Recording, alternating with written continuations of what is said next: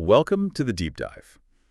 Okay, let's forget just dollars and cents for a minute. Right. We're plunging into this really core idea, supply and demand, and, finding out how this basic push and pull, Yeah. it doesn't just set prices. No, at all. It's like this hidden engine, isn't it? Affecting, well, everything from how species survive to, like, what's trending on social media. Exactly. So most people probably think about supply and demand, when they're buying stuff. Yeah, that's the usual context. But this deep dive, we want to show its more universal side. Universal nature, yeah. Think of it like a recipe, maybe. Key ingredients, something scarce, people want it or need it. There's some way it gets handed out. And then that somehow we decide what it's worth. Our mission here is really to spot these ingredients, popping up in some pretty unexpected places. Okay, let's be careful here. We're not saying economics explains, everything. No, absolutely not. That'd be going too far. Our goal is to look closely at where the classic model fits well. Finance, obviously. The home turf. Yeah, and then see where there are really strong parallels, like in nature or maybe how societies work. Compelling analogies. Yeah, maybe some links are a bit more metaphorical, food for thought. Physics, logic, perhaps. We got to be careful not to just, jam the square peg in the round hole. That's super important because the supply and demand lens, it is incredibly powerful for markets, helps us understand pricing, availability. Right. But you can't just slap it onto everything blindly.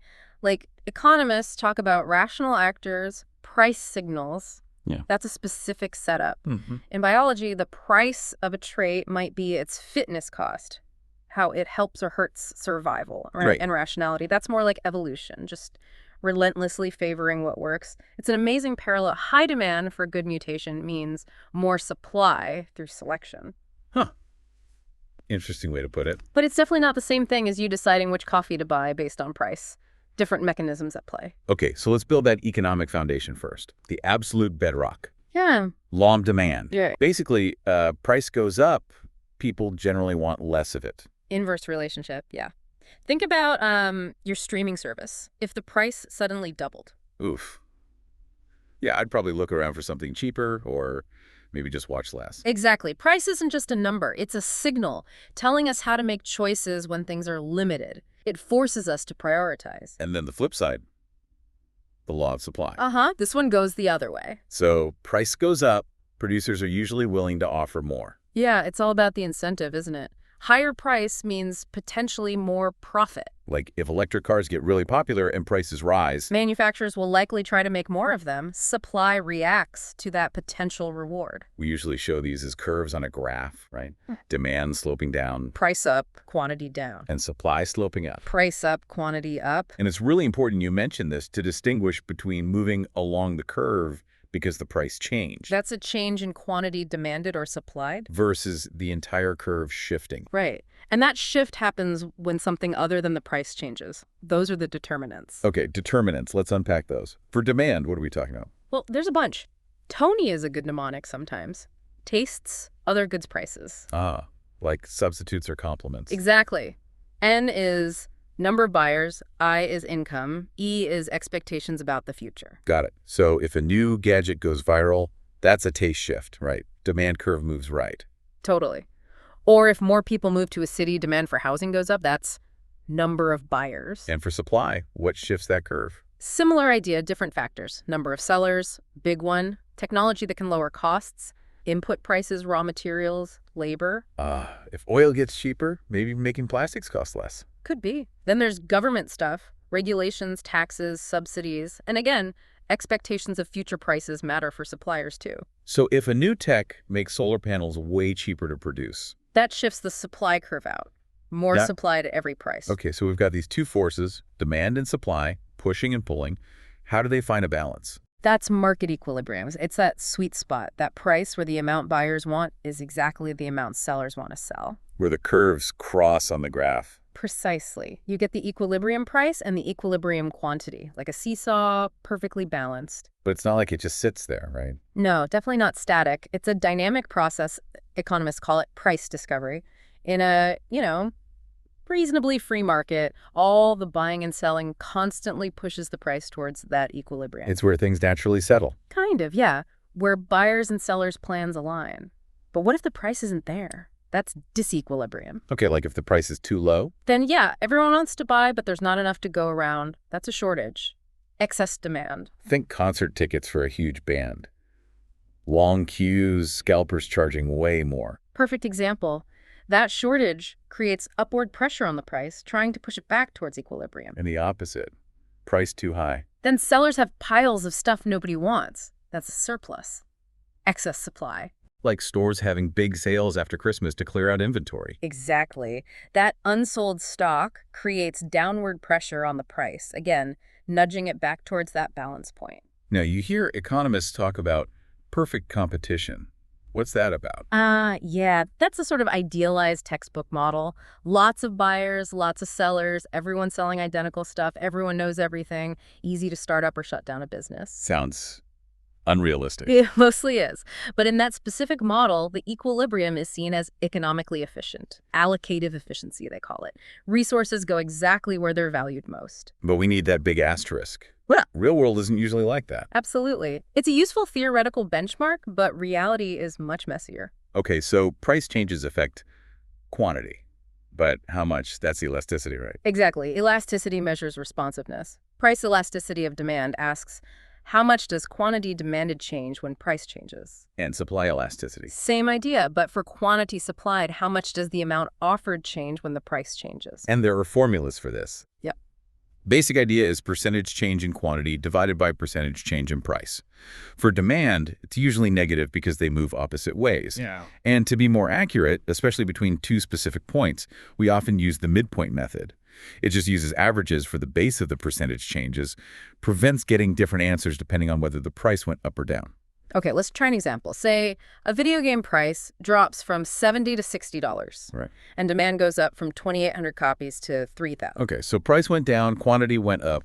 Using that midpoint method, the quantity changes about, what, 6.9%? Roughly. And the price changes about minus 15.4%. Okay. So divide 6.9 by negative 15.4. You get around negative 0.45 for the price elasticity of demand. Minus 0.45. What does that number actually tell us? In fact, it's less than 1. That tells us demand is inelastic in this range. The quantity changed, yes, but by a smaller percentage than the price changed. Demand wasn't super responsive to that price drop. Okay, so there are categories. Yeah, we classify it. If elasticity is 0, it's perfectly inelastic. Quantity doesn't budge no matter the price. Like a life-saving drug with no alternative. Exactly. If it's between 0 and 1, in absolute value, it's inelastic, like our game example, or maybe gasoline in the short run, people still need to drive some. Right. If it's exactly 1, its unitary elastic percentages match. Greater than 1, its elastic demand is very responsive.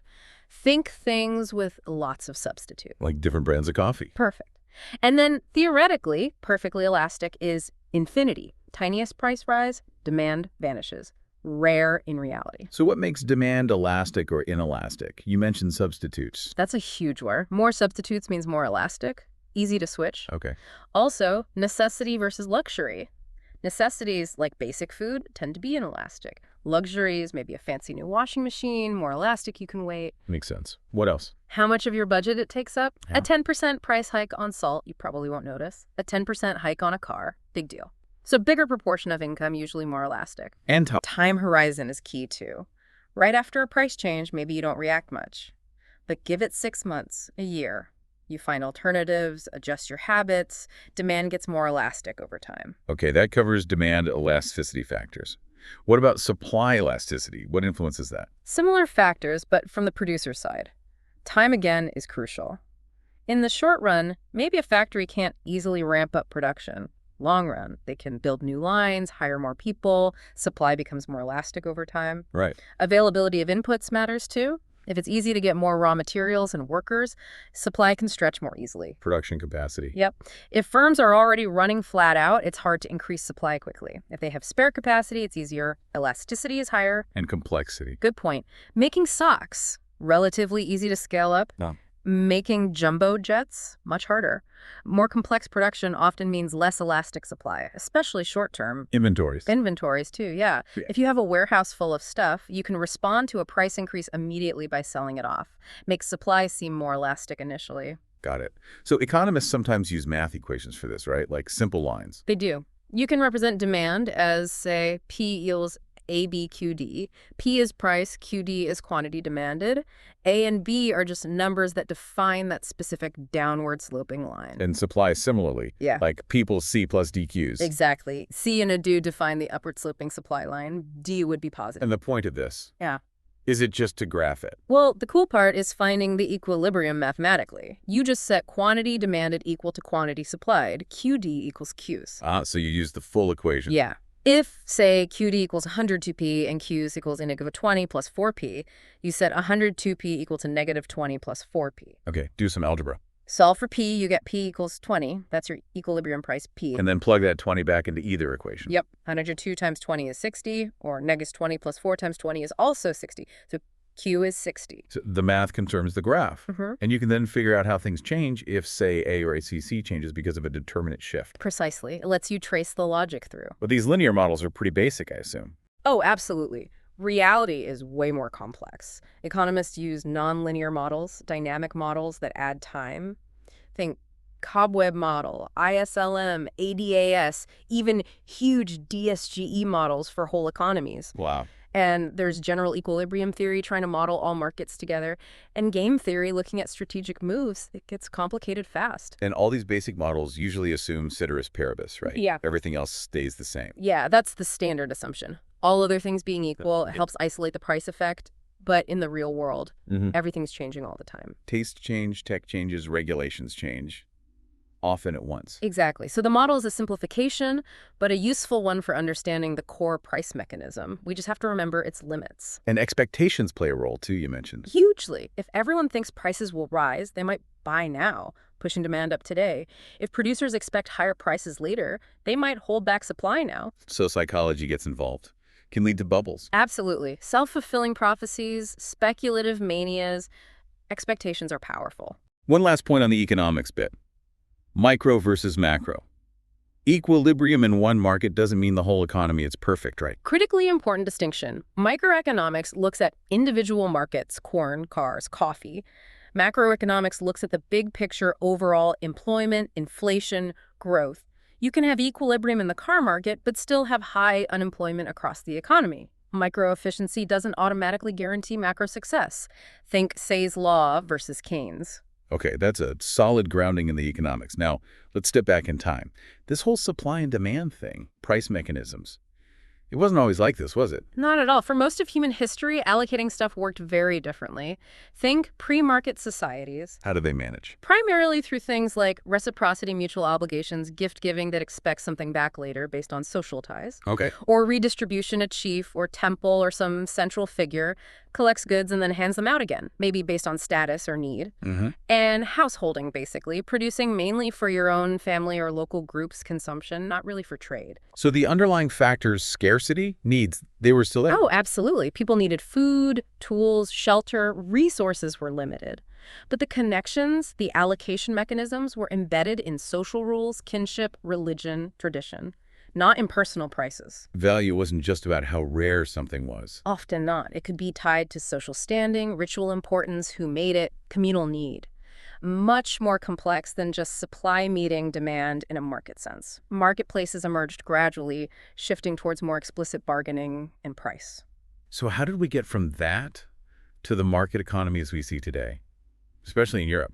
It was a long, slow burn, lots of factors. Technology was huge. Better farming techniques, better ships, roads, communication made trade easier, more worthwhile. Right. But just as important were institutional changes, things we take for granted now. Clear private property rights. Knowing you actually own something. Exactly. Laws to enforce contracts, banking systems to handle payments and credit. These built the scaffolding for markets. And cultural shifts. Big time. A growing sense of individualism. Maybe things like the Protestant work ethic, a greater acceptance of commerce and profit-seeking. And thinkers like Adam Smith who articulated the logic and potential benefits of markets. And we can see S&D shaping actual historical events. Definitely. Think about the huge European demand for spices from the East that drove centuries of exploration, conquest, trade routes. Right, trying to secure the supply. Or the Dutch tulip mania in the 1600s, a classic speculative bubble driven by skyrocketing demand. Yeah. The Industrial Revolution itself, fueled by the supply of new inventions and the massive demand for manufactured goods and the raw materials needed to make them. And goods from the New World changing Europe. Absolutely. Potatoes, sugar, tobacco, huge impact on what people consumed, how land was used, demand and supply shifted dramatically. Even today, it's not all markets, is it? No way. Non-market allocation is still massive. How do families distribute resources? Usually based on need, love, responsibility, right? Not price. True. My kids don't pay me for dinner, hopefully. Haha, probably not. Think about volunteer work, charities, public parks, libraries, police forces, all operating largely outside the price mechanism. And different cultures might value things differently, affecting how markets even work. For sure. And you see traditional ways of managing shared resources, common pastures, fisheries that aren't purely individualistic market models. They have their own rules based on community norms. So the key takeaway here is that our modern system, where price mediates supply and demand, it's not like gravity. It's something we build. Exactly. It's a social construct. It needs institutions, property rights, contract enforcement, stable money, regulations, and societies build these differently, which is why markets look different in, say, the US versus Sweden versus Japan. The underlying S&D forces might be similar, but the rules of the game shape the outcomes. Okay, that's fascinating. Let's broaden out now. Where else do we see echoes of this supply and demand dynamic, maybe outside of human economies? Biology is a great place to start. Think about resource competition. Animals competing for food, water, territory. Precisely. Organisms demand these essential resources. The environment supplies them, but it's finite. So scarcity is built in. Absolutely, and that drives competition. Leads to outcomes like competitive exclusion, one species outcompetes another, or niche differentiation, where species specialize to avoid direct competition. Nature is constantly balancing the supply and demand for resources. It's like an efficiency process, but blind. In a way, yeah. The fittest traits, those best suited to acquiring the available supply, given the environmental demand, become more common. It mirrors popular products winning out in a market. And natural selection itself. Strong analogy there, too. The environment sets the demand, the selection pressures. Which traits are advantageous? Right. Organisms with those traits survive and reproduce better, increasing the supply of those genes in the next generation. And fitness is like the currency, the price or benefit. You could see reproductive success that way, yeah. It's the payoff for having the in-demand traits. What about mate selection? Similar dynamic. Individuals demand certain qualities in a mate: health, resources, good genes. But the supply of potential mates with all the desired traits is limited. So there's competition, selection, influencing which heritable traits become more frequent. But we have to keep stressing these are analogies, right? Crucial point. No conscious intent, no price tags, no money changing hands in evolution. The currency is different babies, not bucks. Right. And the mechanism is different. Genetic mutation, inheritance, survival, versus people making choices in a marketplace. Insightful parallels, but not identical processes. Okay. What about in human social life? Beyond money? Oh, definitely. Think about social status or prestige or just being popular. Scarce goods? Often, yeah.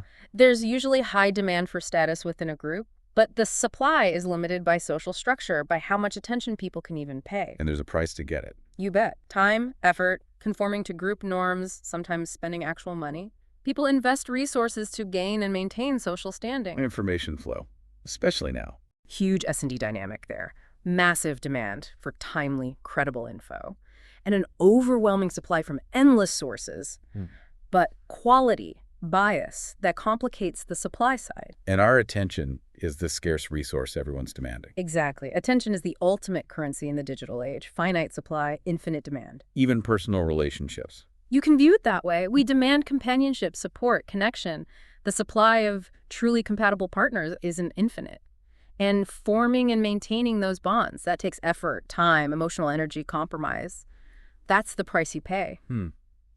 This connects to philosophy too, doesn't it? Questions about value. Absolutely. Is value inherent in something objective?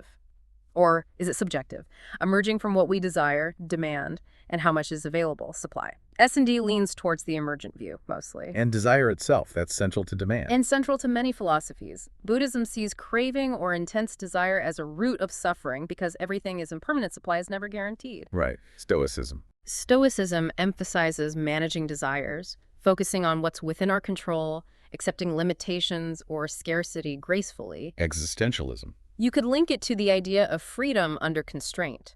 We make choices, pursue desires, but always within the limits of our situation, the inherent scarcity of possibilities or time. And the outcomes of S&D, how things get distributed, links to ideas of justice. Definitely. Philosophers like John Rawls or Robert Nozick had very different ideas about what constitutes a fair or just distribution of resources that result from these kinds of interactions. Okay, are there even more abstract parallels? Physics. You could draw a metaphorical link. Equilibrium in physics thermal, mechanical is about balance, forces canceling out. Similar idea to market equilibrium, but obviously different underlying laws. Logic. Maybe a stretch, but you could say there's a limited supply of axioms or rules and a demand for valid conclusions you can derive. A bit abstract, though. What about complex systems? Now, that's a much more fruitful parallel, I think. Market economies are complex adaptive systems, meaning the overall patterns like prices, trends emerge from the interactions of many individual agents, buyers, sellers, following relatively simple rules. Supply and demand acts like a self-organizing principle with feedback loops. So the common thread across all these fields, economics, biology, society, philosophy, what is it? It seems to be this fundamental logic of constrained choice. Constrained choice. Yeah. Agents, whether they're people, animals, even maybe genes in a way, are making choices or facing outcomes based on their needs or goals, but always operating within limits. Scarcity of resources, limits of time, rules of the game, physical constraints. Driven by desires, needs, selection pressures, whatever it is, it's this constant negotiation between wanting things and the reality of limitations. Economic utility maximization, biological competition, social striving for status, philosophical grappling with limits. Yeah. It's all got that core tension. Exactly. Desire meets scarcity. That seems to be the universal dynamic. Okay, let's bring this back to the human level. What are the real-world consequences of these S&D dynamics for us, for our lives, mentally even? Well, scarcity itself has psychological effects. We often perceive scarce things as more valuable, right? Like limited edition sneakers or luxury brands. Exactly. That's partly manufactured scarcity driving up perceived value and demand, but real scarcity, especially of essentials, can trigger a scarcity mindset. What does that do? Research suggests it can actually impair cognitive function, making it harder to focus on long-term planning because you're so focused on the immediate lack. It creates a kind of tunnel vision. Wow. And consumerism. Is that related? Absolutely. A lot of modern marketing is about stimulating demand, creating desires through advertising, social comparison, making us feel we need things that maybe we don't. And the ups and downs of the market, price swings, job insecurity. That definitely causes anxiety and stress for many people. Economic uncertainty driven by supply and demand fluctuations has real psychological costs. What about our livelihoods? Access to basics? This is where it gets really critical. Labor markets, your wages, whether you have a job, are heavily influenced by the supply of workers with your skills and the demand for those skills. Right. And then for everything else, food, housing, healthcare, education, medicine supply and demand, working through price, largely determines who gets access. Affordability is key. Even fun stuff, leisure, culture. Yep. Ticket prices for concerts, museum admissions, they reflect supply, seats, space, and demand popularity. But what about need? What if you desperately need something, like medicine, but just can't afford the market price? And that's the fundamental rub. That's where the market mechanism, based purely on purchasing power, falls short. If demand, in the economic sense, requires ability to pay, then simple human need doesn't automatically translate into effective demand. The market might not provide, even if the need is dire. Which leads straight into issues of inequality, right? Exactly. Market outcomes don't happen in a vacuum. They reflect not just current S&D, but also who started out with more resources, more bargaining power. So markets can actually worsen inequality. They certainly can. If you have wealth, it's often easier to make more wealth through market transactions. This raises huge ethical questions about fairness. Is the distribution that results from markets inherently just? Different philosophies would answer that differently, I imagine. Oh, completely. Compare, say, broadly egalitarian views that emphasize meeting basic needs versus libertarian views that emphasize freedom of contract and voluntary exchange, even if it leads to unequal outcomes. And when resources are genuinely scarce, how do we decide who gets them? Price rationing is the market way, but are there others? Societies use various methods: rationing by need, by merit, first come, first served, lottery. Price is just one way. And the ethics get really tricky. Is price gouging during a hurricane okay? Probably not ethically, even if S&D explains it. Right. Is there a societal duty to ensure everyone gets basic food and shelter, regardless of their ability to pay? Most societies implicitly or explicitly say yes to some degree. And sometimes markets just don't work well, even on their own terms. Market failures. Yes, and these failures have serious ethical weight. Externalities are a big one. Like pollution. Classic negative externality. The price of the polluting product doesn't include the cost of environmental damage, which affects everyone, so the market leads to too much pollution. Are there positive ones? Sure. Education, vaccinations, they benefit not just the individual, but society as a whole. The market might underprovide these because the individual price doesn't capture the full social benefit. Okay, what else? Public goods. Right.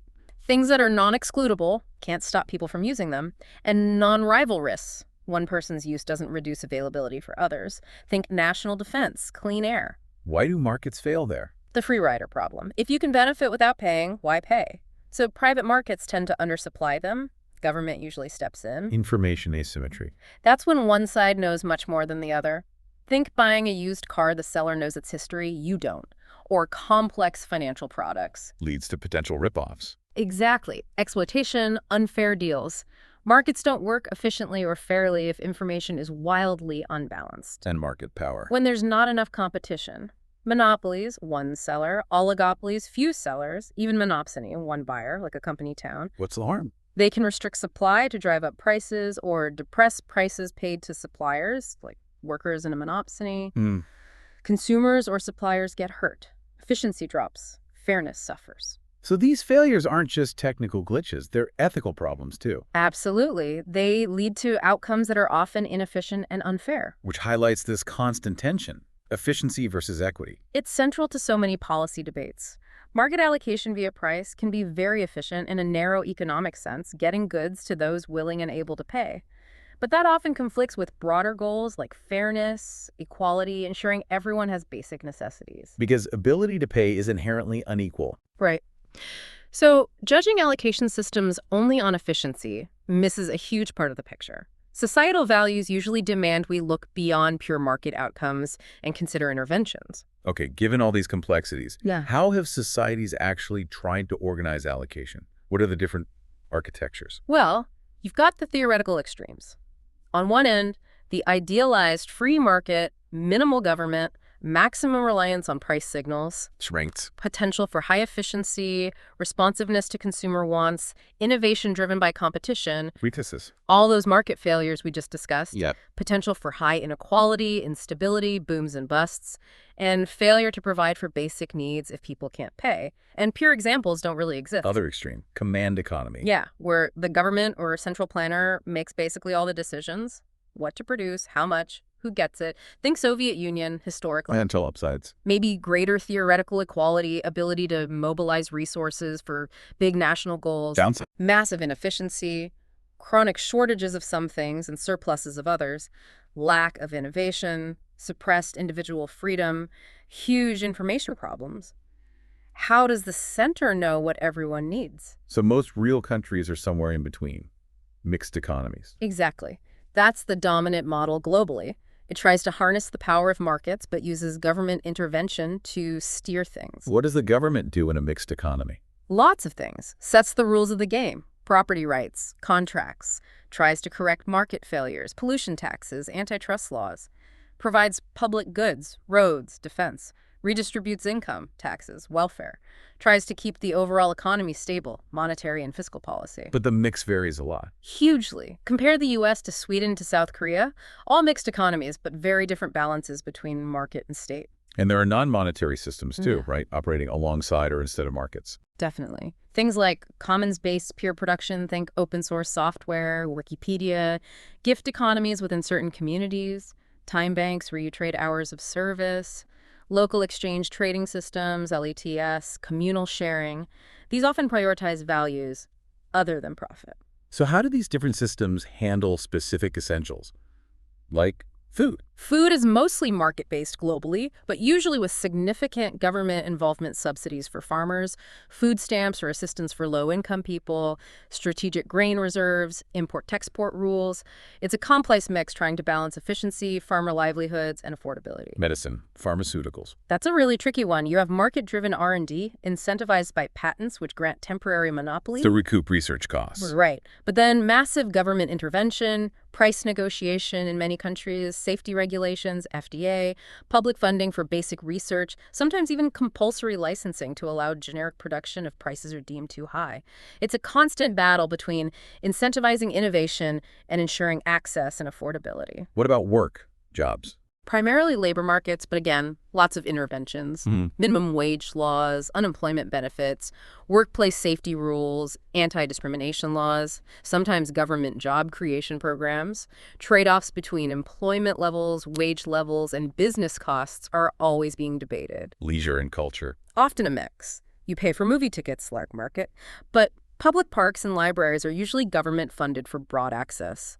Governments often subsidize the arts, too. Education. Varies enormously, from almost entirely public systems to heavily mixed systems with private schools, charter schools, vouchers. Huge debates there about equity, quality, choice, social confusion. Public spaces, parks, streets. Usually government provided, they're classic public goods, hard to charge for directly, benefit everyone. So the bottom line seems to be, for essentials, relying purely on S&D and price is rarely enough if you care about universal access. Pretty much. The best mix depends heavily on the specific good, the country's values, and the context. And who are all the players involved in making these systems work? You mentioned government, private companies. Yeah, it's a multi-actor picture. Government sets rules, corrects failures, provides some things, redistributes. Private companies do most of the production, innovation, responding to price signals, though there are debates about their social responsibilities beyond profit. Communities and civil society play a huge role. Nonprofits delivering services, mutual aid groups, managing local resources like community gardens, advocacy groups pushing for policy change. Individuals. We're all in there as consumers making choices, workers supplying labor, entrepreneurs starting businesses, savers and investors providing capital, and as citizens influencing policy through voting and activism. Yeah, and religion. Often, yeah. Many religious organizations run charities, provide social services, and promote ethical norms about sharing and caring for the less fortunate. It's a really interconnected web. We depend on all these actors for the things we need. So it sounds like there's no magic bullet, no perfect system. Definitely not. Every single approach involves trade-offs. Efficiency versus equity, individual freedom versus collective good, innovation versus access. So mixed economies are probably the most practical approach. Generally, yes. They offer the flexibility to try and balance these competing values. But finding the right mix requires constant adjustment, learning, being pragmatic, understanding the specific context, and ongoing public debate about what we value most. Okay, looking forward now. Artificial intelligence. This is poised to change, well, everything. How might it impact these allocation systems? AI has huge potential here, both for optimizing existing systems and maybe enabling entirely new ones. Optimizing how? Think demand forecasting. AI can crunch way more data, sales figures, weather, social media trends, news events to predict demand much more accurately. Less waste, fewer stockouts. Exactly. And supply chain optimization AI can figure out the most efficient logistics, inventory levels, predictive maintenance for machinery, delivery routes, even adjusting factory output in real time. Matching markets, like jobs or dating apps. AI could potentially make those matches much better, more personalized, more efficient. Labor markets, ride sharing, maybe even things like matching organ donors and recipients more effectively. What about fixing those market failures we talked about? Can AI help there? Potentially, yes. Information asymmetry. AI tools could analyze product reviews, detect fake ones, compare specs instantly, maybe even spot scams or hidden clauses in contracts, increasing transparency for consumers. Externalities, like pollution. Imagine sensor networks everywhere feeding data to an AI that monitors pollution in real time. You could then have dynamic Pigouvian taxes, charge polluters more when and where the damage is worst, or run more efficient cap and trade markets for emissions. Public goods management. AI could optimize traffic light timings dynamically to reduce congestion, a public bad, manage smart electricity grids for better efficiency and integration of renewables, improve public health surveillance to spot outbreaks earlier, optimize deployment of emergency services. Lots of possibilities. This sounds potentially revolutionary. Could AI even help us allocate things without using price? That's the really radical frontier. Could AI manage large-scale allocation based on measured need? Or maybe contribution to society, using non-monetary data points? Wow. How would that work? It's highly speculative, but imagine systems that assess individual needs, with privacy safeguards, hopefully, and direct resources accordingly. Or maybe personalized resource allocation AI tailoring education pathways or preventative healthcare plans based on individual profiles and needs. Decentralized autonomous organizations, DAOs. Where does AI fit? AI could potentially act as part of the governance logic within DAOs, helping manage resources or execute decisions based on rules encoded on a blockchain. Still very early days for that, though. Can we make this more concrete? What are some specific AI applications being suggested now? Okay, things like AI-powered transparency platforms. Imagine a public dashboard analyzing real-time data on prices, product quality, safety recalls, maybe even estimated carbon footprints of products. Empowering consumers. Right. Or AI-driven dynamic pricing for public resources, roads, congestion charging, electricity, water, where prices adjust in real time based on demand, supply, and maybe policy goals like conservation. Simulating policies. Yeah, using AI and complex simulations like agent-based models to test the likely effects of a new tax or regulation before you implement it. See who wins, who loses, what unintended consequences might pop up. Assessing need. AI could potentially analyze anonymized public health data, economic data, maybe even satellite imagery, to identify areas or populations most in need of assistance, allowing for more targeted and efficient support.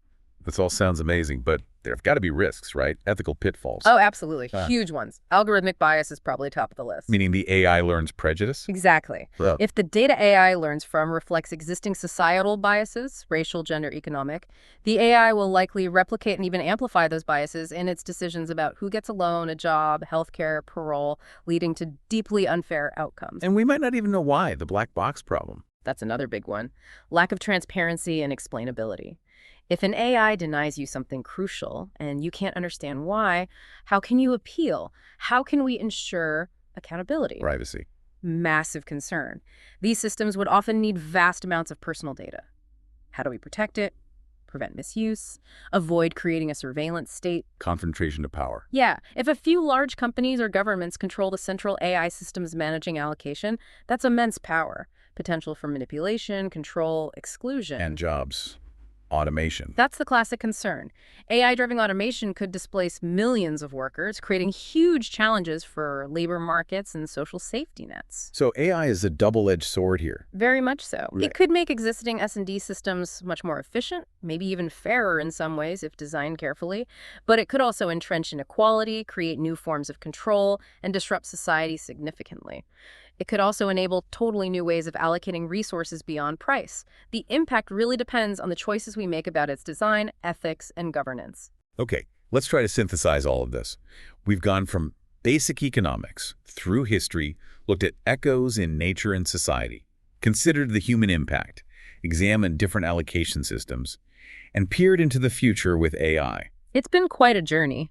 What seems clear is that this core dynamic desire or need, meeting scarcity or availability, it's just incredibly fundamental. It shapes our world constantly in ways we often don't even notice. And understanding it seems, well, essential. It really is. For individuals trying to make smart choices, for businesses trying to navigate the market, for policymakers trying to solve societal problems, getting a grip on supply and demand in all its facets is crucial for dealing with resource allocation fairly and sustainably. And the big takeaway seems to be that the standard market model, while powerful, isn't the whole story and has real limits. Right. Relying only on price-based S&D runs into serious ethical problems, especially around equity and basic needs. No system is perfect. They all involve trade-offs. So the way forward is messy, adaptive. Probably. Progress seems to lie in these adaptable, pluralistic approaches. Mixing markets where they work well with smart government action to fix failures and pursue social goals, and leveraging community initiatives too, being context-aware, pragmatic, And AI. AI can be a powerful tool to enhance these mixed systems, but only if we build in ethics, transparency, and accountability from the start. It's not a magic solution, but it could help us manage the dance between desire and scarcity more intelligently. Which, at the end of the day, seems key to navigating the present and trying to build a better future. Okay, so just to quickly wrap up the key points, we've seen supply and demand is this incredibly powerful force, way beyond just economics. But using just market mechanisms has real downsides, especially for fairness and basic needs. And AI, it's coming, bringing huge opportunities, but also significant risks for how we manage resources. So that leaves us with a final thought for you, the listener. Consider something absolutely fundamental, like clean water. How would you design a system to allocate it? Yeah, how do you balance the undeniable supply and demand aspects it costs something to purify and deliver water? People's usage varies with the absolute ethical need for everyone to have access. What's the right mix? And what role, if any, could AI play in that specific system? Could it help track usage fairly, predict shortages, ensure vulnerable populations get priority, or would the risks of bias and control be too great? It's complex, right? No easy answers. We hope this deep dive gives you some tools to think about these kinds of trade-offs, not just for water, but for all the resource challenges we face in our own lives and communities. This is DigitView.